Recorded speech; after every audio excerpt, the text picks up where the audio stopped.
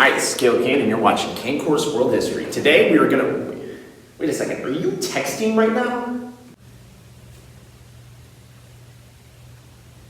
And send.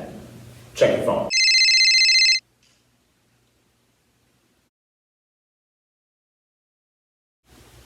Alright, I don't know why you need to be cryptic using emojis, but it seems like you're trying to tell me that history makes you cry. I mean, I applaud you on your use of emojis, but why couldn't you just tell me that?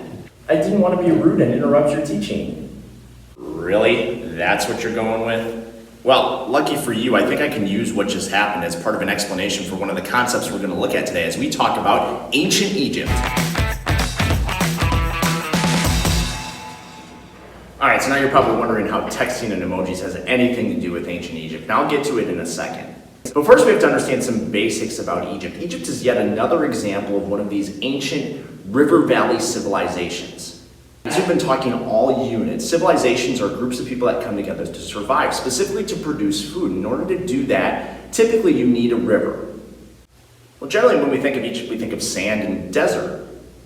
But the exception to that is the Nile River. It's one of the biggest rivers in the world and definitely one of the most important. In fact, a famous Greek historian named Herodotus had this to say about Egypt. Egypt is wholly the gift of the Nile. Basically, he means that without the Nile River, Egypt never would have existed and it wouldn't have been as successful as we all recognize it to be. The Nile is unique because it flows from south to north, and at the top of Egypt, it branches off into several different branches, which we call the Nile River Delta. As the map shows you, that area of Egypt is actually literally quite green. And that will be the central location for the development of this Egyptian civilization. Because of the fertile land and the fact that the Nile would often flood, would allow for constant farming and fertilization of crops. Because of this, Lower Egypt, because of its elevation where the delta was, became the center of Egyptian civilization. And early on, different city-states, much like in Mesopotamia, began to pop up along the Nile. But that all changed in about 3100 BCE. Using his massive military as a means of control and the Nile as a means of connection, King Menes of Upper Egypt united Lower and Upper Egypt together in one unified kingdom. Really starts. From then on, there will be a series of different kingdoms that rule Egypt and have varying degrees of success and failures. The first of these is the Old Kingdom, which ranged from about 2700 BC to 2100 BC. This is probably the most famous of the kingdoms because of two main identifying factors. The first are its rulers, the Pharaohs. The Pharaohs of the Old Kingdom quickly organized a strong central government within their state, and they had absolute power because they were viewed as gods on earth. The belief that the Pharaohs were divine gave them complete and total control over everything. So much like the Persians who we talked about in our last videos and who believed in this idea of King of Kings, the Pharaohs had complete and total power. Now, because Egypt was so large, however, the pharaohs didn't rule everything on their own. They often had viziers or appointed leaders who would rule things for them. This actually shows up in the Bible when Joseph is appointed a vizier of Pharaoh. But the concept of a divine ruler, or a divine pharaoh in this case, is going to be so foundational to everything about Egypt. And we'll unpack that more as we get into some of their other religious beliefs. For right now, understand that the pharaohs were completely and totally in control. And the Old Kingdom has a number of examples of this. The first one is Djoser. That's right, the D is silent. But much like Menes, Djoser brought a united sense to Egypt, doing so through military might and really building up Egypt's buildings and its economic side. But it's what Djoser built during his lifetime that really became the other identifier of the Old Kingdom. See, again, Djoser, like all the other pharaohs, believed that he was divine. So when he died, he believed he needed a tomb that was fit for not just a king, more so for a god. The result was this: a large tomb called a mastaba, which contained all of Djoser's possessions, as well as what was believed he would need in the afterlife. However, you would recognize this better as a pyramid. And later in the Old Kingdom, the king Khufu built the Great Pyramids of Giza, three major pyramids that were meant to maintain Khufu's legacy as well as bury his remains. The pyramids were large structures that would endure throughout history, and they still serve as a symbol of the might and wealth of Egypt and the pharaohs. It's not just the highlight of the Old Kingdom, it's the highlight of ancient Egypt in general. Nobody had built anything like this before. So already we can assume that Egypt was pretty powerful. And again, that's because of the Nile. As I like to say, You can't deny denial. Crack myself up. But building such a big pyramid and buildings like it does come at a cost. In fact, at the tail end of the Old Kingdom, Egypt suffered famine, drought, economic decline, and even a little bit of rebellion. This caused the collapse of the Old Kingdom and the introduction of the Middle Kingdom. Now, the Middle Kingdom is very short-lived, only lasting from about 2000 BC to about 1800 BC. We mark our kingdoms by the passing of dynasties, families that rule. So now in the Middle Kingdom, we have a new family in power. And for the 200 years that it rules, the Middle Kingdom faces even more turbulence than the Old Kingdom. Because for whatever reason, the weather didn't really comply, and the Nile didn't rise and fall like it normally does. They didn't get the flooding that they needed for farming. And while Egypt continued to try to expand and protect its own interests, it was eventually invaded by a mysterious group called the Hyksos. We don't really know who they are, but paintings from Egyptian tombs show us that the Hyksos had horses and they had chariots. And because of this military advancement, they were able to dominate Egypt and take control of it. Regardless of who they are or where they're from, the Hyksos show again this trend of nomads bringing with them technological and cultural transfer. But what's interesting is as the Hyksos ruled Egypt, they actually submitted to many Egyptian customs. Rather than enforcing themselves upon Egypt, they became like Egypt, which kind of shows once again the cultural superiority and the strength of Egypt at this time. In addition to the Hyksos invasion, the Middle Kingdom is filled with other traumatic events in Egypt. There are many different Egyptian records that talk about terrible famine and other natural disasters that took place during this time. Natural disasters that took place in Egypt, unlike anything it had ever seen. I got an idea of what that might be, but it's going to take a whole other video to explain that. After about 100 years of Hyksos rule, a group of Egyptians were able to take power back and establish the new kingdom, the last true kingdom in Egypt. Lasting from about 1500 to 1100 BC, the new kingdom is the height of Egyptian power.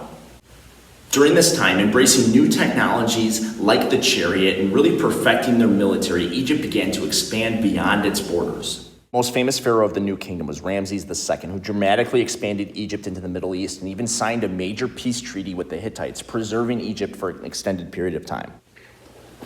Unfortunately, Ramses is the last true pharaoh of Egypt. From then on, Egypt begins to decline and is frequently invaded by different groups, some of which we've talked about, like the Assyrians, the Babylonians, and the Persians. And later on, they'll be ruled by the Greeks and the Romans. But in the meantime, we need to discuss what made Egypt not only so prominent, but also so famous in world history. Much of it has to do with their beliefs and their society. And a lot of this is a mystery to us. Much like the Mesopotamians, Egyptians were polytheistic, except they probably had more gods than the Mesopotamians did. And central to their religion was a fascination and a glorification of death. This is likely due to the importance in Egyptian religion of the god Osiris, who is the god of the underworld, who died and came back to life. That sounds familiar. Anyways, Osiris exhibits this belief that Egyptians had in the afterlife. That once you die, you're basically reborn into a whole nother universe. Well, at least pharaohs in the upper class were, because remember, the pharaohs are like gods.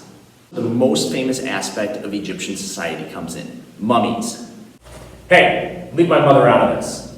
When wealthy Egyptians died, their bodies were embalmed and wrapped in gauze to be prepared for the afterlife. And in their burial chambers, often these pyramids, they would have all sorts of different things that they were believed to be needed for the afterlife. They literally put everything in pyramids. They would put a boat for them to travel to the afterlife in. They gave them food and clothes and money so that they could pay for stuff in the afterlife. That's why movies like Indiana Jones that explore pyramids have become so famous, because there's so much that's unknown down there that can potentially be explored. And the other reason why Egyptians are so often revered throughout history is because of what they left behind, not just in the pyramids. Ancient Egypt had a very specific form of writing, a very advanced form that was left behind and therefore gave us records of exactly what Egyptian life was like.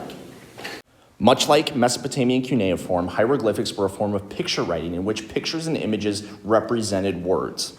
And these pictures were far more detailed than the Mesopotamian cuneiform.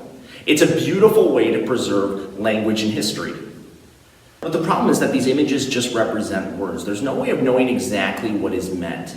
Just like if you're trying to text using emojis. You can generally get the point across, but it's not as easy as just using the words. This is why hieroglyphics was not the only form of writing used in Egypt. They had a very similar form called demotic, which was much easier to understand. It was a freehand version often used for official records and business. It's the combination of hieroglyphics and demotic that allowed us to better understand what these languages actually were. When it was discovered, the Rosetta Stone contained not only both Egyptian languages, but also Greek, which allowed historians to actually translate what the Egyptian languages said. The Rosetta Stone was the key to understanding ancient Egyptian history. It allowed us to read everything that was written, give us a better understanding of who these people were. And they left so much behind, and that's why they are so revered. We have a very good understanding of who they were, despite all of their mysterious circumstances. But they were also very misguided. Look back at their most foundational beliefs, their glorification of death and the afterlife. In some ways, they were kind of on the right track.